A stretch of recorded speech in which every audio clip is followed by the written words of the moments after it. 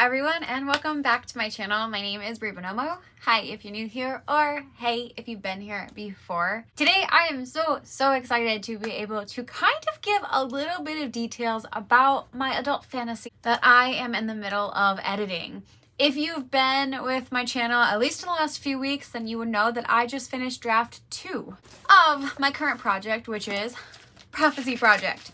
I do not currently have a name for it. Back in March, I did finish the second draft of this, and I will definitely say my editing and drafting styles and going from draft to draft kind of varies. With this particular draft, I wrote the first one as a fast draft. The first draft ended about 56,000 words. And then this particular draft, I was about 92,000 words. And before I even dove into it, while I'm not really a strict plotter, I kind of had an idea where I wanted to go with the story and how I wanted to strengthen it, which included building up the world, building up the magic system, and fleshing out the characters a little bit more and making sure that everything kind of works. So we are here today, right before I dive into my third draft of this novel. As soon as I read through this, mark my notes, and then edit those notes, I will be sending it off to my first round of readers. In this case, I would consider the readers that I want to go to first and foremost my critique partners / alpha readers. So if you've been here before, I've kind of talked about this, but if you don't know what those are, basically critique partners are people that you want to keep in your writing circle. They're your writing friends. They're the people that you are going to constantly go for advice and help and feedback pretty much throughout your entire writing journey. There might be one or two alpha readers that I might also pick from, which they're very similar to critique partners. And in my idea, my own definition is that critique partners will stay around. Alpha readers will give you the same kind of feedback, but might only be with you for 1 or 2 books. Maybe only 1 or 2 drafts and not even an entire book. So that's where I'm going to be heading in the next couple months. But in the meantime, I figured what I would do is share a little bit of details about this book. And over on my Instagram, if you don't follow me over there, what are you doing? You should. I post a lot of bookish content, but occasionally I post little updates about my writing. Sometimes I share some of my writing. And for this video, I asked over on Instagram for you guys to give me some numbers of various lines. So in my current edition of the book as it stands, I have 7,400 lines. I asked my followers on Instagram to send me some numbers between, I think it was 29 and 7,400, and they came through. So before I get into the lines specifically, what I figured I would do is I will tell you a little bit more about Prophecy Project itself. Obviously, this is still in the works. Nothing is final, and I am trying to pursue traditional publishing. So I'm not going to tell like the entire story of this, but what I can say is that this project initially started out as a young adult project. It was kind of a hot mess. I had a lot of young adult tropes, and I just kind of had them going on an adventure. But there wasn't really a point to their adventure in the young adult aspect. So what I decided to do is that I think it's more suited to be adult fantasy, because any other idea that I'm going to be writing in the future is all strictly adult fantasy. So it really didn't make sense for me to try to sell this as young adult fantasy and get locked into being a young adult fantasy writer when I have nothing in any of my like repertoire, like my list of ideas that I would like to write. Nothing fits young adult fantasy. So instead, what I think this could be is an adult fantasy with young adult crossover potential. Because for the most part, there's a few scenes that are a little scary. There's a few language things, but it's not like wholly inappropriate for young adults. However, it does kind of take a whole concept, more mature approach on family secrets and how that can kind of really hurt people mentally and emotionally, as well as plays on like some darker themes as far as how fate plays into how we react. So the novel follows 2 sisters who were separated at birth. Their mother, for an unknown reason, after giving birth to them, sent one sister away to a mountain cottage with a sorcerer. And she took the other twin and like kind of escaped into a cottage in like a countryside far away from her husband, who was the ruler of their land. But no one ever knows like what happens to them and where they go from there. So you follow the twins as they are approaching their 18th birthday, and the one twin has grown up knowing that she has this family, that she has a twin sister, and she has magic.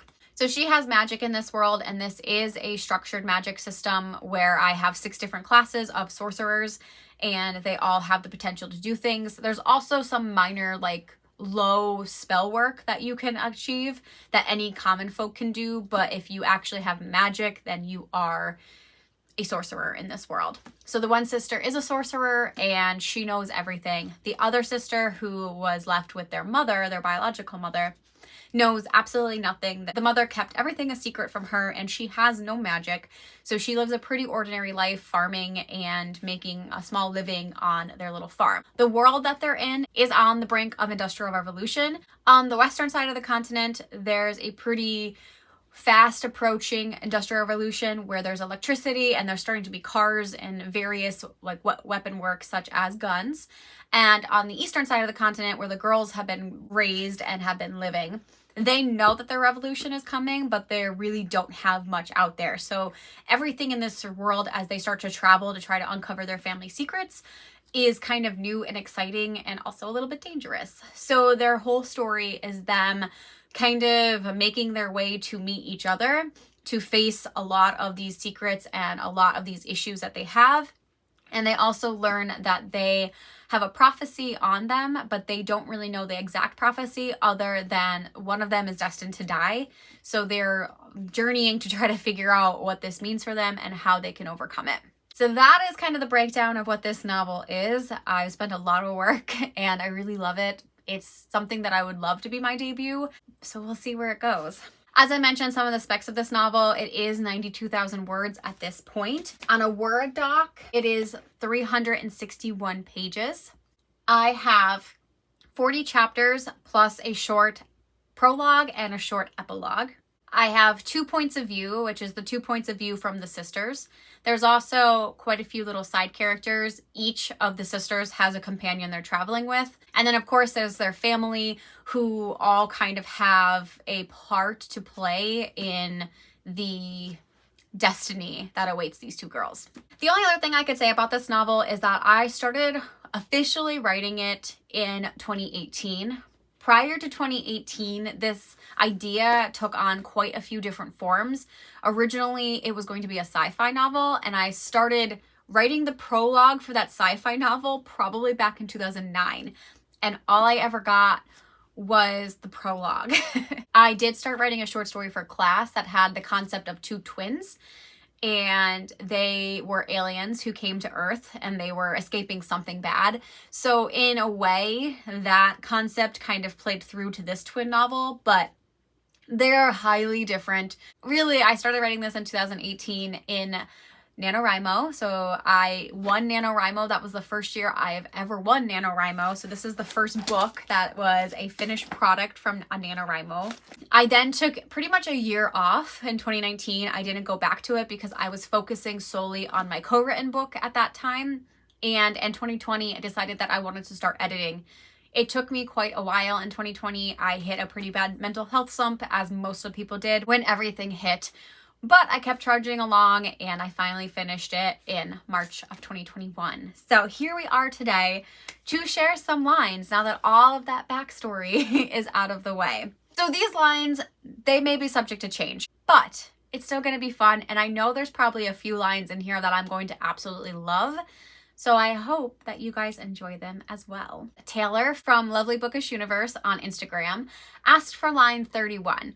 Which, to be honest, I was super excited about because it's my prologue and I love my prologue. So line 31 is as follows. Once told, prophecies tend to weave a path of sorrow and devastation, paint a story too painful for hearts to endure. I feel like I gotta situate this way because I'm looking this way and I don't want it to be weird. So hi, new position. hopefully this works. So the next line that I have to share was requested by my lovely friend Autumn, who chose 67, and 67 is in my first chapter. It was a strange answer, but anytime Macaria tried to press further, her mother judiciously changed the subject, letting Macaria forget whatever it was she asked until the next story time came around.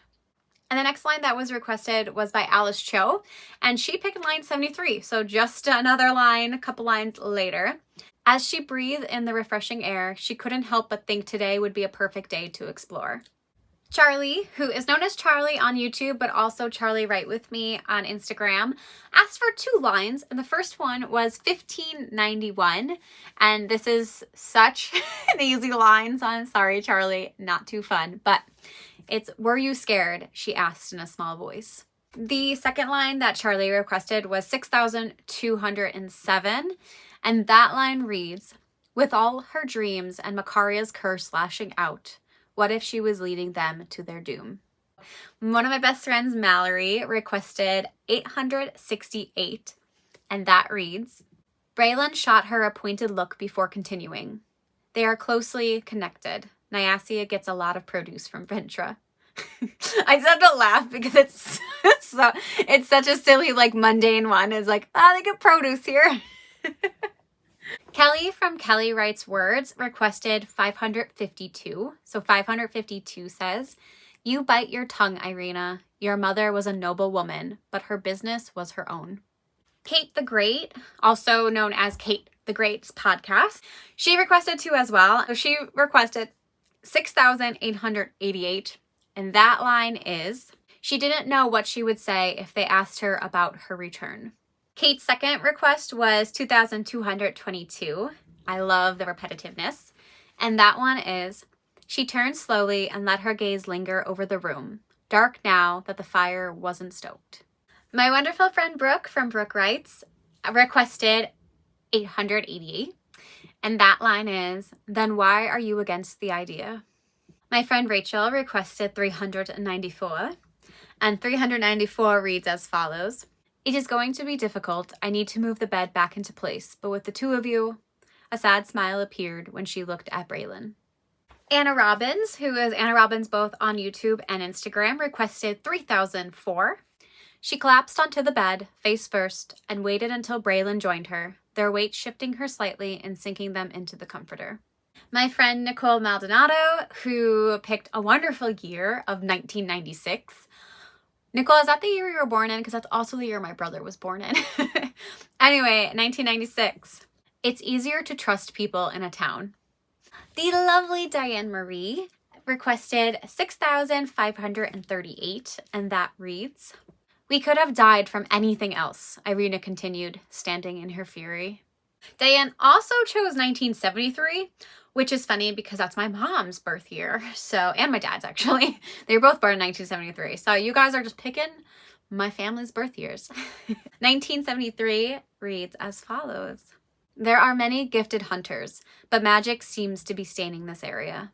My friend Barb picked the number 649. 649 reads, and actually the beginning of a chapter, so good pick.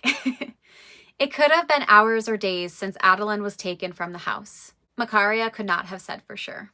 Devin Delfino, she picked 5025. "Still, allegiances could change, Delaney. Maybe she is smuggling people in so that they could perform a grand assassination." Not too far away from that number, Sarah Sutton requested 5007. "They were quiet, even though the noisy streets made it hard to hear anyone not next to your ear." And I am going to end my line sharing with Sarah LeBrat's request because Sarah went ham and requested a lot, and I love her for it. So first of all, I will just say that she requested all of them. So Sarah, if you would like to read this novel when it is ready to be passed off to my critique partners and my alphas, you let me know, girl, and I will hook you up. But her first real number was 5454. "We'll need to act fast. We need answers, but not if it puts you in danger, Macaria." Her next number is 7111. And despite the man's attempts at healing, the young woman bore scorch marks and a faint pulse and barely anything else.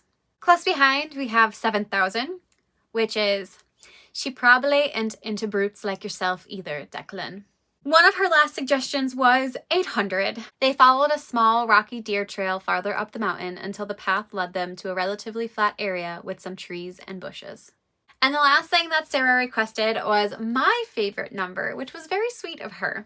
So I'm not actually going to share my favorite number here today in this video, but what I will say is that when this video goes live, go check my Instagram. Be sure to be following me if you're not already, because in my Instagram stories, I will be sharing 3 lines from my book of my favorite numbers and things that I think you guys will enjoy, hopefully. So if you want more lines from my novel, be sure to be following me on Instagram and look for those the day that this goes up. Similarly, if you like seeing my work or want to hear more, at the end of the month, after April is done, I have been writing a poem every day. So I will also be polling over on Instagram for you guys to pick a number between 1 and 30, and the one that gets the most votes, I will be sharing that poem over on my Instagram. So definitely be sure to follow me over there if you want more writing content. Anyway, guys, thank you so much for watching this video. I hope that this was fun. Honestly, I love sharing my work, which is part of the reason why I want to be an author, because I love writing and sharing it with people. And this was such a nice little fun way to kind of share a little bit of the lines and a little bit of details that I've been working on for the past couple years. Thank you so much to Diane Marie and Sarah LeBrat. Diane shared lines on her Instagram only, while Sarah did a video like this. So I want to thank them both because they have both inspired me to share my own work. And I will leave both of their links down below, Instagrams and YouTube, if you want to go follow them, because they're both absolutely wonderful human beings. And honestly, you're probably already following them both. But if for some reason you're finding me first, then you definitely have to go check out their content because they're wonderful. Thank you guys so much for watching. I post videos on Tuesdays and Fridays. If you're not following my other social medias, be sure to do that. I also host live streams on Twitch for video games on Wednesday nights at 7. And until next time, I'll see you then.